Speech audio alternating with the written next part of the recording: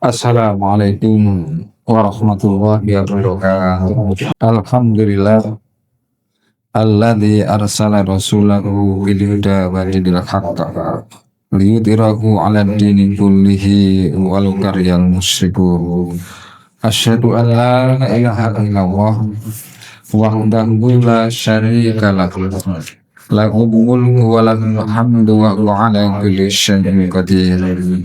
Wa asyhadu anna Muhammadan 'abduhu wa rasuluhu la nabiyya wa la rasula ba'da. Allahumma shalli ala Muhammad wa ala alihi wa ashabihi ajmain, amma ba'du. Bapak Ibu jamaah yang dimuliakan Allah Subhanahu wa taala,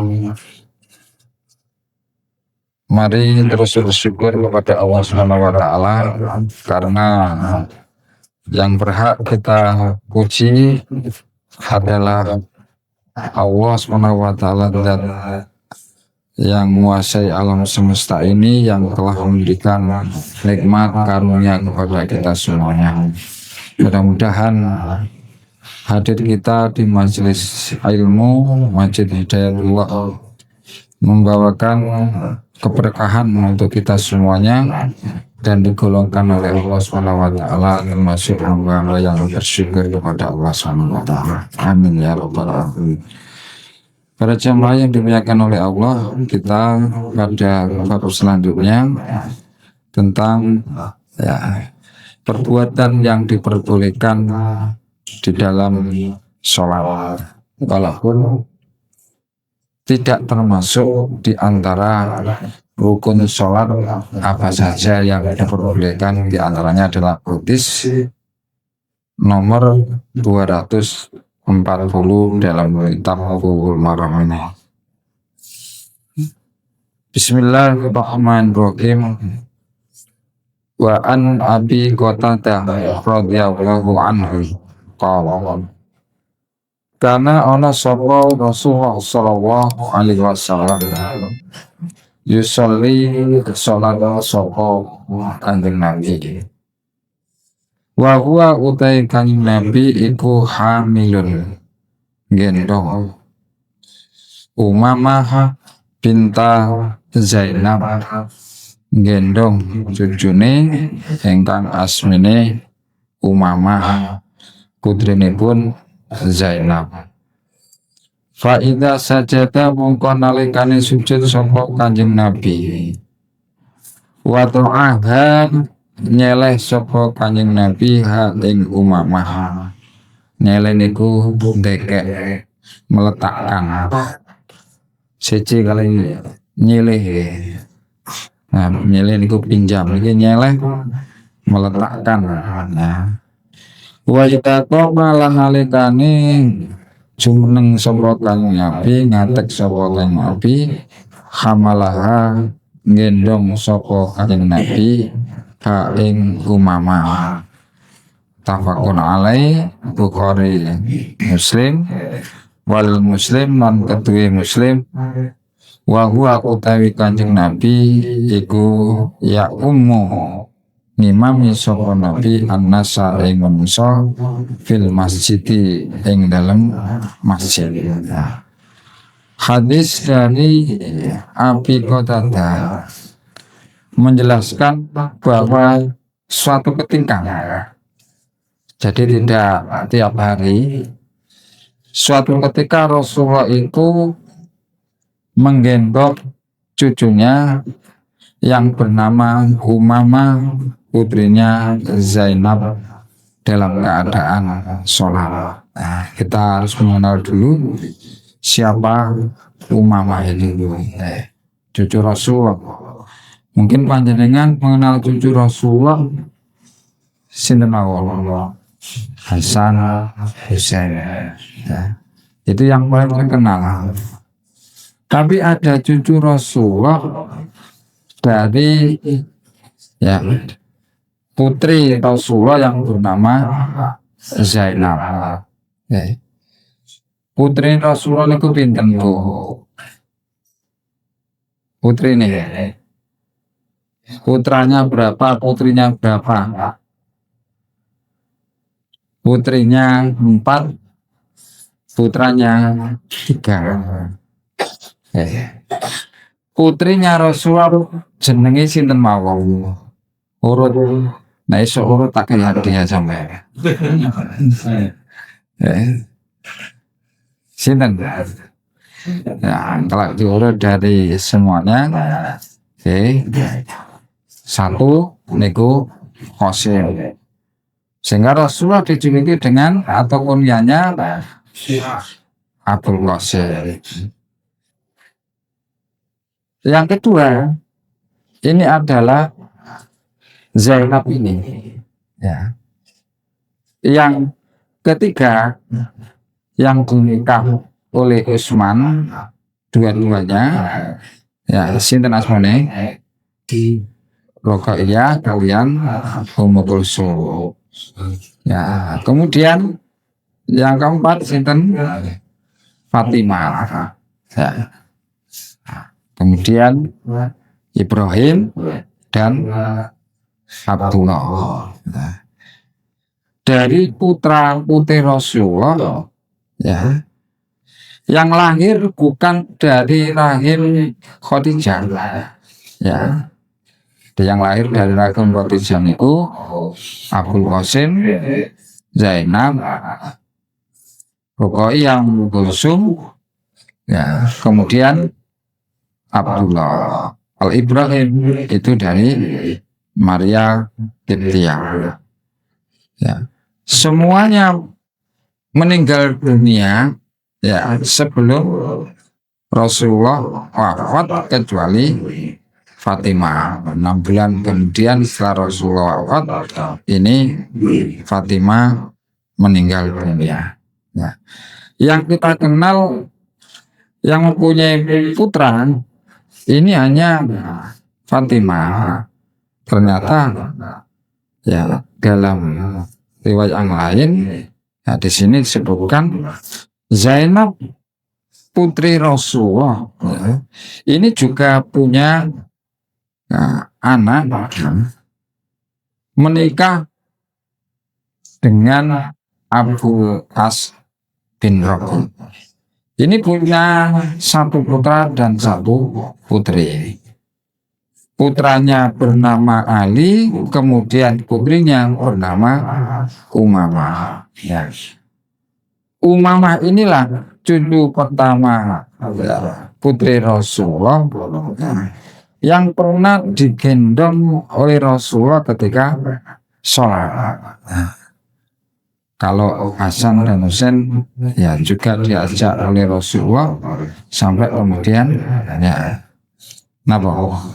ketika Rasulullah sujud tinggi ya gandolan atau numpai Kanjeng Nabi.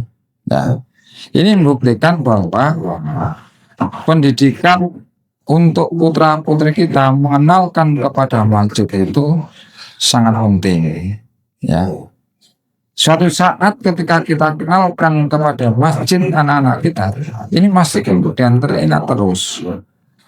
Dan itu kadang-kadang jarang dilakukan oleh Bapak Ibu, mengenalkan sejak dini anak-anak kita kepada masjid. Ya, alhamdulillah ini ada 1 ya yang dikenalkan ke masjid. Namanya sinten Pak jenengan?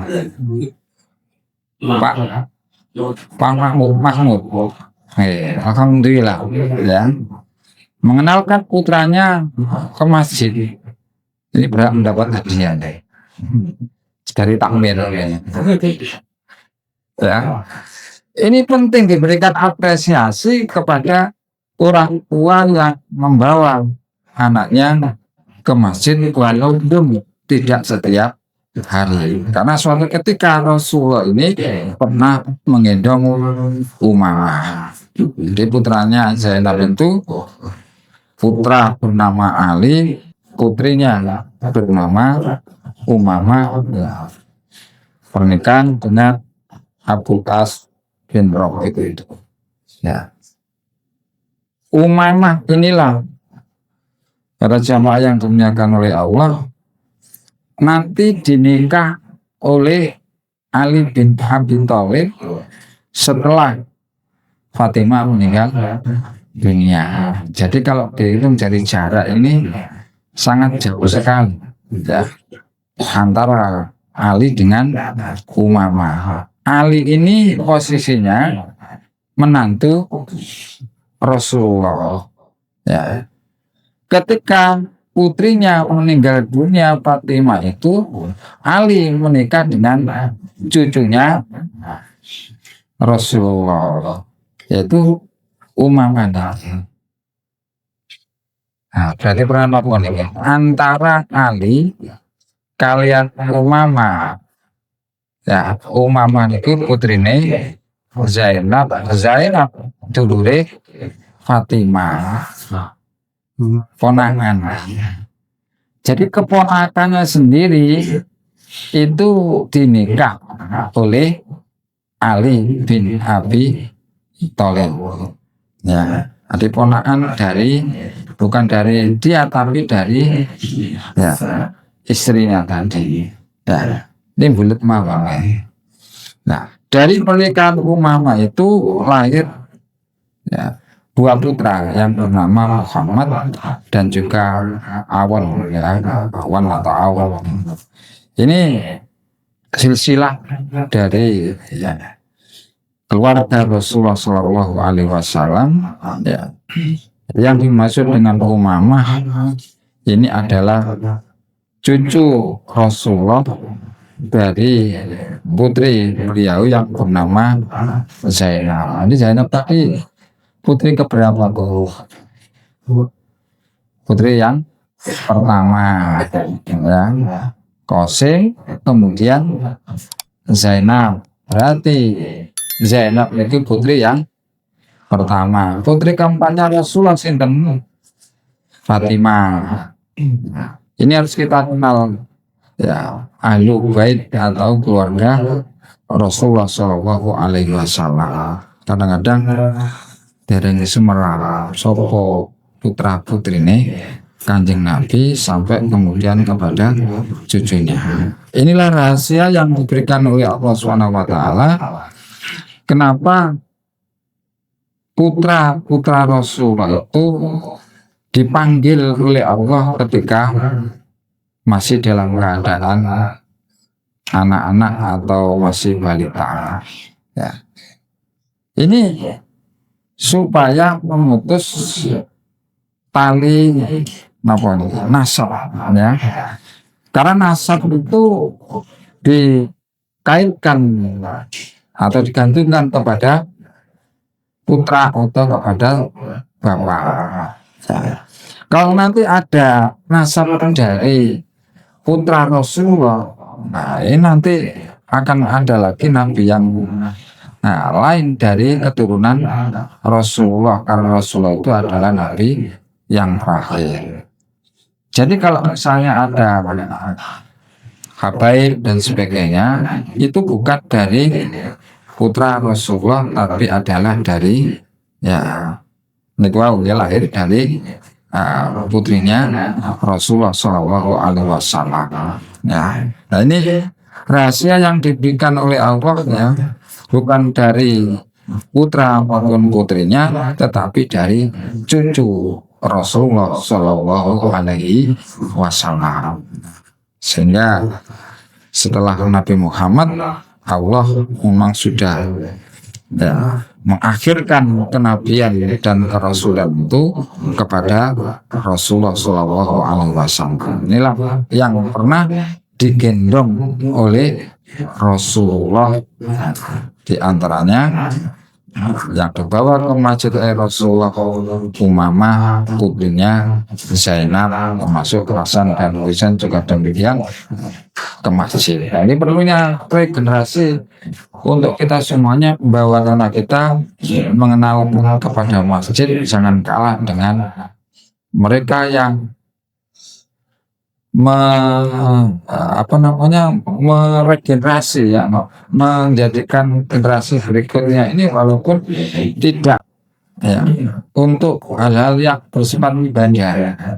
Nah, untuk kang mancing nih gitu, itu ngejak anak yang ngejak bojone jam setengah 4 jam 3 niku ampun nyanggung nang prasun rapatan prasun iku ampun enten ya perwakilan ahli mancing wis padha kumpul tahajud. Loh, kita kalah ternyata dengan komunitas ahli mancing ya. Maka kita semuanya ya tidak boleh kalah. Ya, komunitas panjenengan jamaah Masjid Hidayatullah itu melahirkan generasi-generasi yang kuat imannya, ya, lahir batin, kuat dalam urusan dunia dan juga terlebih lagi pada urusan akhirat, di antara adalah masalah sholat. Kenapa Allah SWT langsung ya memi'rajkan Rasulullah naik ke langit, perintah langsung dari Allah SWT untuk melaksanakan sholat itu. Ini menunjukkan ya dipanggil langsung oleh Allah, ini adalah sesuatu yang penting, bukan hal yang biasa. Kalau tidak penting itu langsung dipanggil, ini langsung dipanggil oleh Allah. Isra Mi'raj perintahnya adalah melaksanakan sholat. Maka pasangan-pasangan muda ini juga demikian, sampai habis kali ya putra putri yang masih balita, paling enggak putune anjing ya buku benar-benar diperhatikan, seperti halnya Rasulullah memperhatikan cucunya diajak ke masjid, padahal waktu itu Rasulullah sedang mengimami di dalam masjid. Sama aja ya, putu panjenengan, nah, putra putri panjenengan tidak salah kalau kemudian mengajak putra putrinya ke masjid. Jangan dilarang. Aja dadi takmir maku kenceng ya, wifi yang tak oleh, dolanan masjid dilarang, bal-balan ngelatarin masjid dilarang. Terus kamu lapor ya, kok sampean biyen niku lak ngono turunan masjid kok lesung gemplangi ence ya, sing guyu ku biasa ya biyen ya. Jadi ada keterikatan dalam hati itu ya untuk senantiasa ke masjid. Saya ini bergeser ya, tidak ke masjid, sing duwe akeh ya nang kafe, sing duwe KTP akeh nang warung kok. Nah, ini yang terjadi pada saat ini ya, sehingga kita semuanya kehilangan generasi ya, yang cinta kepada masjid. Maka perlu inovasi baik kita semuanya, bagaimana anak-anak kita ini senang berada di masjid. Sekali lagi, jangan terlalu keras kepada anak-anak. Kalau anak-anak kemudian tidak lagi cinta kepada masjid, trauma kepada masjid, yang salah ya kita. Tamire lagi keren ngomong kan? Masih kali keren ya, bener ya. Nek arek cilik dolanan iku wajar. Nah, untuk gede dolanan. Nah, itu ya hal yang wajar. Memang dunianya seperti itu. Nah, kower ini berarti tak mirip, tak tahu cilik langsung gede. Nah, langsung tua. Mohon maaf ya, saya takmir gaya tersinggung, ojo tersinggung biasa. Nah, saya juga takmir biasa. Nah, ini untuk mengingatkan saja contoh Rasulullah seperti ini, menggendong Umamah, ya, putrinya Zainab, ketika Rasulullah mengimami para jamaah di masjid. Ketika Rasulullah sujud, ini diletakkan ya, di hadapan Rasulullah.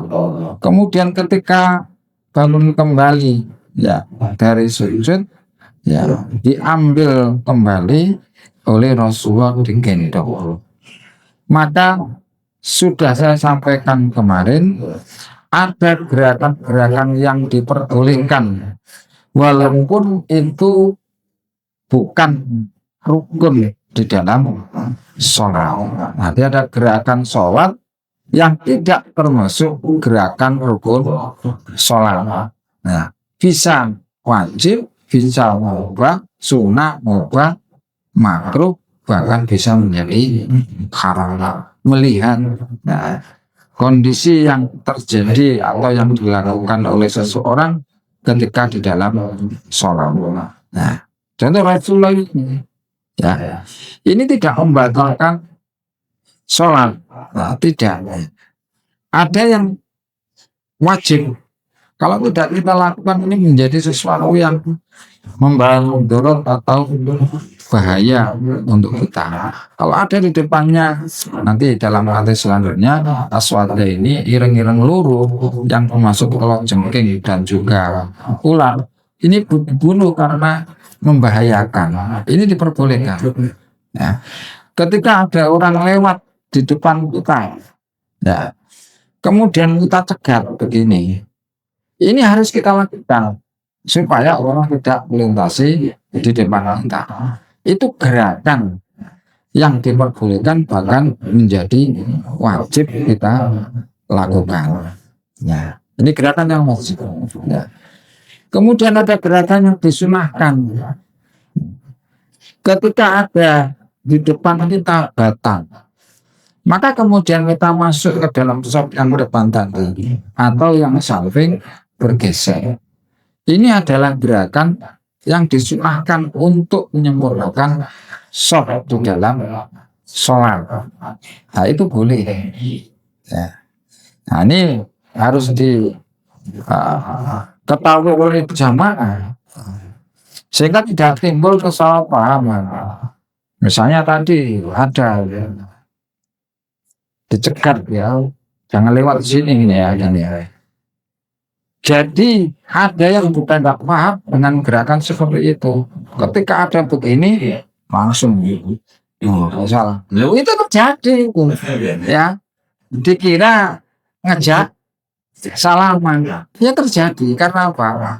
Nah, yang dicegat itu ternyata nggak paham kalau itu tidak boleh lewat di depannya, disalami betul begini. Ya. Ini ternyata masih ada yang belum mengerti hal seperti itu, ya. Utawa ya orang muringgo cepat wableng ini. Ya. Nah ini ya, gerakan yang boleh dan yang tidak boleh, ya, bahkan dibolehkan karena ada sesuatu hal, tapi tidak boleh berlebihan. Misalnya gatel, ya, dikukur ini, ya sudah selesai, tidak perlu banyak gerakan. Nah, sehingga nanti ada gerakan yang dimakruhkan. Nah, misalnya benak nope cip lah ini, terus mana? Ini terbaru mana, ya. Ini gerakan yang kemudian dimakruhkan, bahkan kemudian menjadi haram kalau terlalu sering, ya, melakukan gerakan tanpa ada satu sebab. Allahu Akbar, anu sarong walik mana ya, kate rokok ya ngomong sarung dilipat dikenteng mana, ya. Nah, ini yang menyebabkan gerakan itu bisa menjadi haram. Jadi ada yang wajib, ada yang sunnah, mubah, makruh, bahkan haram kalau berlebihan tanpa ada sebab. Ya, jadi menggendong anak kecil ini saat sholat, dengan syarat tentunya pakaian anak kecil ini tidak dalam keadaan najis, ya, dibersih dari najis sebagaimana yang telah dicontohkan oleh Rasulullah SAW. Ini suatu saat, ya. Jadi membawa anak kecil atau menggendong itu boleh. Bahkan ini ketika ngimami, apalagi kalau tidak ngimami, ya. Jadi tidak ada yang salah ketika mengajak anak kecil suatu saat walaupun tidak terus menerus. Ini boleh. Jadi kalau ada takmir melarang, iki lho dalile. Rasulullah juga pernah menggendong cucunya, yaitu putrinya Zainab yang bernama Umamah. Hasan dan Husain juga demikian juga ya, pernah ya, Rasulullah ketika sholat ini berada di punggungnya Rasulullah. Berarti Hasan dan Husain itu juga hadir di dalam sholat itu walaupun bermain-main. Jenenge arek cilik ya wis ya bermain. Karena berhubung ngerti ini boleh apa tidak itu tak mengerti itu adalah wajar sekali. Hadis yang kedua, wa Abi Hurairah radhiyallahu anhu qala Rasulullah sallallahu alaihi wasallam uketulu matenono sira kabeh aswata ini ing ireng-ireng loro bis sholati ing dalam sholat. Yang dimaksud adalah al-hayya wal aqrab. Jadi yang dimaksud di situ adalah ya, ular dan juga kolotibia. Walaupun ular itu tidak berwarna hitam ataupun kalau jengking itu tidak berwarna hitam. Oh, perintah Rasulullah ku sing warna ireng ya. Nah nek ulai lorek-lorek ya apa? Nah, ini mewakili pada umumnya yang ada di tanah Arab sana ini adalah kalau jengking semua ireng-ireng karena berada di gurun atau di panas ya. Ularnya juga demikian. Walaupun kalau jangkiknya berwarna coklat, ularnya berwarna lorek-lorek atau berwarna yang lain, ini tabiat yang membahayakan bagi kita ketika sholat. Ini diperbolehkan untuk dibunuh. Ini bahkan di sini perintah membunuh dengan kalimat yang disampaikan oleh Allah tadi, itu bunuhlah. Ya. Hari perintahnya untuk membunuh ular dan kalajengking tak kalah sedang sholat. Ya. Dan perintah itu sifatnya mustahab dianjurkan. Ya. Jadi gerakan yang sedikit tidak berlebihan ketika ada sesuatu yang membahayakan. Kalau sudah bahaya ini hilang ya sudah, tidak usah kemudian berlebihan kemarin cukup waktu sih balik mana. Jadi kalau sudah mati ya sudah, tidak kemudian melakukan gerakan yang tidak diperbolehkan. Jadi yang membawa kemaslahatan di dalam sholat yang kita kerjakan. Jadi kalau ada hewan yang memiliki tabiat mengganggu dan menyakiti, maka diperintahkan untuk dibunuh. Ini sifatnya umum. Kalau itu membahayakan. Jadi secara lahiriah, hadis ini bersifat umum, mencakup ular dan kalajengking. Yang besar maupun yang kecil, semua jenis ular yang banyak macamnya dan membahayakan kita semuanya, ini diperintahkan untuk dibunuh supaya tidak membahayakan kita. Jadi gerakan tadi yang diperbolehkan bahkan menjadi wajib kalau itu membahayakan bagi kita semuanya. Untuk ular kecil satu jam bayangannya kan masih sholat kamu dengan apa bunuhnya satu jam bayangan apakah dengan ambil kayu gimana Jadi kondisi masjid dulu dengan sekarang berbeda. Dulu hanya kemudian dipatoki saja, ya, ataupun sudah ada dalam bentuk bangunan seperti kita, hanya ada tiang-tiang kemudian pelepah ke rumah itu pun tidak sempurna sampai tertutup semuanya, sehingga ya, ketika sholat ini contohnya Al-Qur'an bahwa sajadah untuk supaya tidak terkena langsung pasir karena panas. Mungkin juga masuk banyak benda-benda yang lain, ya, termasuk juga sepatu. Sepatu kan kadang-kadang juga masih dipakai, ya, karena tempatnya lantainya itu pasir, tidak ada keramik ataupun granit. Nah, tapi untuk saat ini ya jangan kemudian alasan karena pada waktu Rasulullah tidak ada granit, tidak ada keramik, maka kemudian musola diganti pasir. Ada yang seperti itu. Atau ya karena boleh pakai sepatu sehingga ketika sholat memakai sepatu. Yo no ini ya. Ya mungkin benda-benda masih di situ masih ada loh. Ada yang bisa dipakai untuk memukul supaya tidak membahayakan, mungkin memberikan tentang ariming gitu ya, untuk nong atau gitu.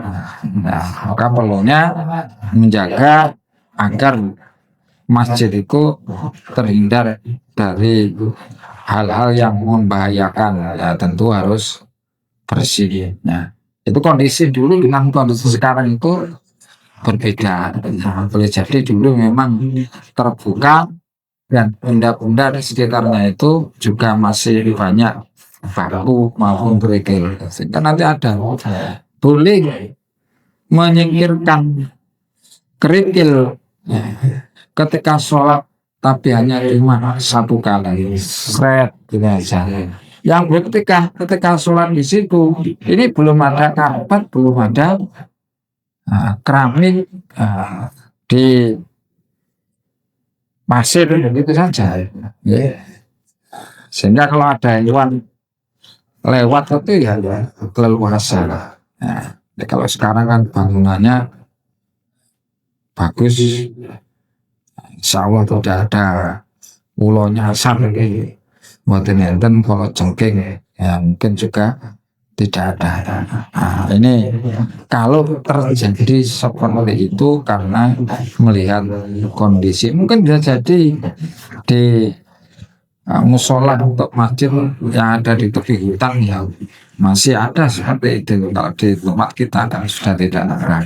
Kalau ada hal seperti itu bisa kemudian dipukul dengan apa saja yang membuat hewan tersebut tidak membahayakan kita semuanya. Maka ini gerakan yang diperbolehkan karena ada sesuatu yang membahayakan, termasuk juga ketika menjalankan salam kemarin kan termasuk gerakan itu.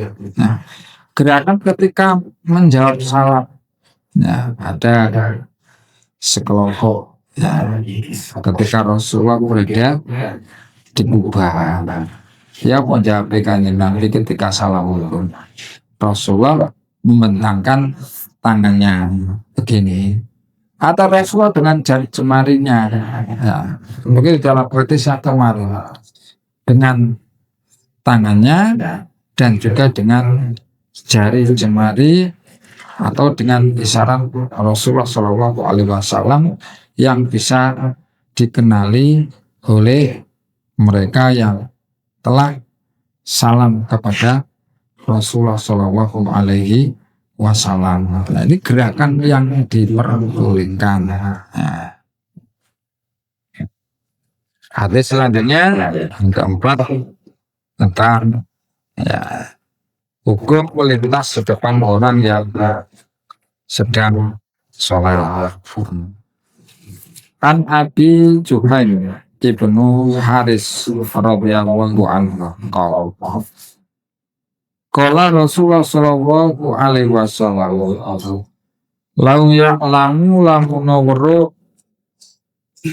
sapa almarhum kang lewat baina yadaya musolli antara ning ngarepe wong kang salat, mata alaihi minal ismi, ya, bagaimana ya, berapa besar dosa yang ya, akan diperoleh, lakana ngeti ono ayakifa yang to yakifa itu mandek ya, atau berdiri ya, arba'ina petang bolo khairon. Jadi kalau berdiri menunggu selama 40, nanti disebutkan 48 tersebut, lebih baik untuknya minal ayyamurro baina yadayhi. Jadi lebih baik untuknya daripada lewat atau melintas di depan orang yang sedang sholat. Muttafaqun alaih, lafadznya ada di dalam kitab Sahih Bukhari atau yang diriwayatkan oleh Bukhari. Wa waqa'alat min babi bazar min wajhi akhar, yang dimaksud arba'ina kharifan. Kalimat kharifan atau tahu, kharif ini adalah salah satu dari 4 musim yang ada dalam setahun itu. Ya, misalnya musim gugur, lawannya musim semi, ya, musim dingin, musim panas. Di sini disebutkan salah satu musim yang menunjukkan mewakili dari 1 tahun. Ini ada 4 musim disebutkan 1, berarti mencakup semua musim di dalam 1 tahun, sehingga disebutkan di situ adalah kharifan, menyebutkan sebagian tetapi mewakili semuanya. Contoh warka'u ma'arrokiin, rukuklah kamu beserta orang-orang yang rukuk. Maka yang dimaksud dengan rukuk itu adalah mereka yang sedang melaksanakan sholat. Sholatlah bersama orang-orang yang sholat, yang berarti adalah berjamaah di masjid. Jadi menyebutkan sebagian, yang dimaksud adalah secara keseluruhan ya, dalam 1 tahun itu. Jadi yang dimaksud dengan arba'ina ya, 40 itu adalah 40 tahun. Ya. Jadi kalau tahu betapa besar dosanya, niscaya berdiri menunggu selama 40 tahun itu lebih baik baginya daripada melintas di depan orang yang sedang melaksanakan sholat. Nganyur 40 tahun. Ya, nah, ini kalau tahu bahaya atau dosanya, maka perlunya ketika kita sholat, ya, sikernya bagi makmum itu adalah imam. Ya. Nanti dalam hadis selanjutnya itu ada sutra. Ya. Nanti aling-aling ketika sholat.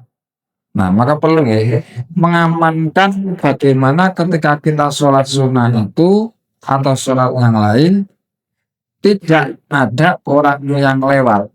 Maka sunnahnya bagaimana? Kalau nggak ada sutra, ya kita sholat di tempat yang nantinya dimungkinkan tidak ada orang yang lewat. Misalnya di tiang, ya, belakang tiang atau di belakangnya tembok, ya, sehingga tidak ada orang lewat. Kalau nggak ada sitter, nah ada yang berpendapat cukup dengan garis Tapi yang lebih aman nanti dalam hadis selanjutnya, ya, sitrnya itu mislu ya mukhiratil rohli, sepadane tingginya ya. Ini pelangannya kendaraan yang dimaksud itu adalah unta ya, yang biasa pakai pelana, kemudian di belakangnya ini ada sendenan. Nah itulah ya, ketika ada yang menanyakan itu ya, ketika Rasulullah di dalam perang Tabuk ceritakan bahwa ya siternya itu adalah seperti ya, atau sepadan dengan pelana hewan undangan, atau yang dimaksud itu adalah unta. Diletakkan di depan itu, ini pembatasnya. Nah, kalau sudah ada siternya, ya, cari tempat yang aman sehingga tidak ada orang yang lewat di situ. Ini para jamaah yang dimuliakan oleh Allah Subhanahu wa taala. Semoga kajian yang telah kita lakukan membawa wawasan dan bisa kita laksanakan dari hadis-hadis yang telah kita kaji bersama. Kita tutup dengan doa kafaratul majelis. Subhanakallahumma wa bihamdika asyhadu an la ilaha illa anta astaghfiruka wa atubu ilaik.